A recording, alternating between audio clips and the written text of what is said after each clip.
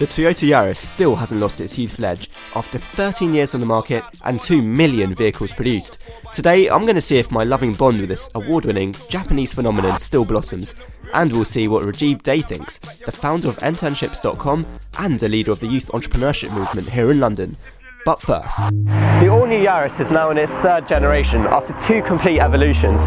All new body panelling showing off the sleek and literally sharp exterior? Check. Small and compact? Check. A touch of flair? Check. Still recognisable as a Toyota Yaris? Double check. Not much has been left untouched by Toyota's designers.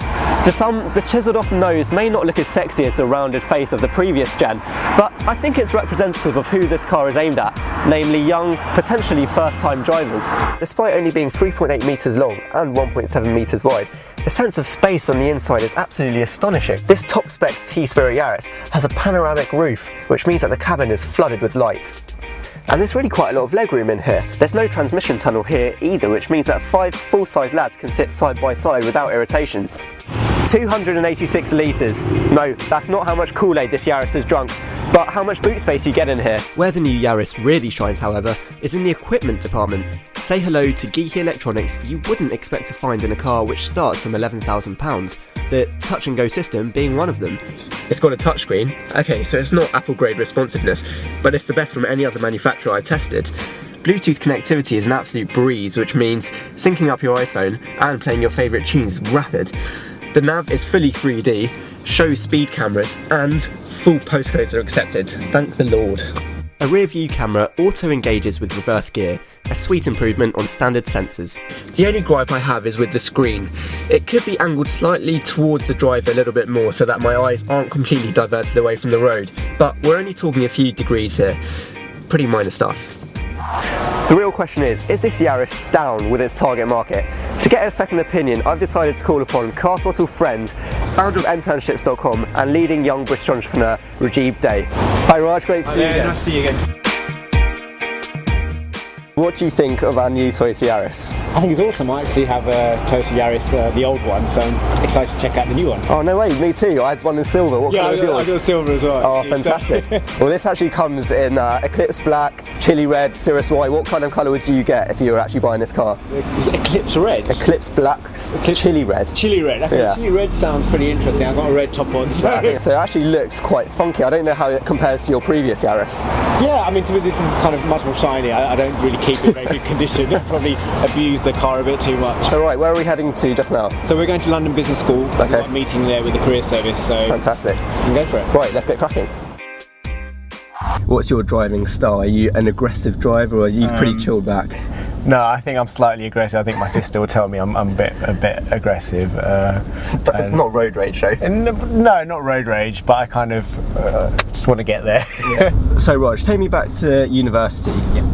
You were attending at Oxford. What was your course? Sure. So I studied at Oxford in economics and management. Yeah. I was there from 2004 to 2008. It was a 3-year degree, but I took a sabbatical between my 2nd and 3rd year to run the Entrepreneur Society full time. It's called Oxford Entrepreneurs. Before joining university, I started my first venture when I was 17. It was a social enterprise that worked with school students around giving them a voice in their education. So you started getting in a lot of people saying, I'm looking for an entrepreneurial internship.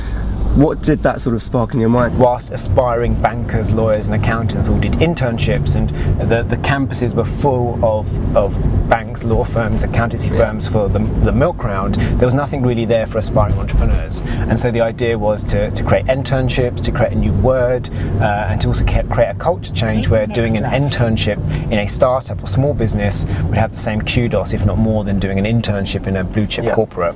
From what I've seen on the site, you're already working with some pretty inspirational, pretty big name entrepreneurs. I mean, Peter Jones was on there. Yeah. You've had even Lily Allen, was it? Yeah, so we've had quite a few celebrity internships. So Lily Allen took on 4 people for her fashion business called Lucy in Disguise. Yeah, you're a big fan of Lily Allen and her music? Yeah, well, to be honest, I don't particularly listen to her stuff too much. But what sort of stuff do you listen to? I'm more kind of an R&B kind of person. Yeah, I see that. Very well publicised, the fact that there's 1 million young people unemployed. How do you think we can get out of this mess, and potentially how is internships going to help the country? One is to encourage young people to look at entrepreneurship as a viable and rewarding career path. Secondly, I think it's also important that we engage with startups and small businesses and show them the value that young people can add to their business. Because we've got over 4 million small businesses in the UK, so even if all of them took on one person, it didn't even need that to wipe out the youth unemployment crisis. Is it potentially a thing where we just need to shake up what's going on and say, look, if you want to go and do something, you've got to go out there and do it yourself? We need to kind of send that message out to young people that you're not going to be walking into jobs, and you need to take it upon yourself to upskill yourself, to gain experience, to really develop your skills so that you become more employable. Halfway through the interview, and the 98 bhp engine, mated to Toyota's CVT auto transmission, seemed to be doing a great job in the crawling London traffic. Although there were flappy paddles, I found myself not even using them, as the automatic responded well to throttle input. Right, Raj, let's talk about awards. I know this car has won Green Car of the Year and European Car of the Year, and I know that you've actually won O2's Young Entrepreneur of the Year 2009. How did that come about? Whilst awards are great, it's often, I get kind of more of a buzz from hearing directly from our customers and our users. How did you manage to power through potentially some of the challenges that you faced, the dips that came along with running a business? For me, I wouldn't be doing anything differently. At the low kind of points, it's about focusing and remembering the vision and why you're doing what you're doing. And when I just graduated, I had a couple of job offers, but I decided that wasn't going to be the right thing, in terms of, I feel that if you're really going to make a go of it, you've just got to do it wholeheartedly and not think about what happens if things go wrong. Entrepreneurship is very much my life, so as I said, if it's not internships, it will be something else, but it's definitely going to be running my own thing and doing my own things. So one final question, what's next for Rajeeb Dey and what's next for internships.com? I think it's a case of watch this space for internships. We've got some massive plans ahead.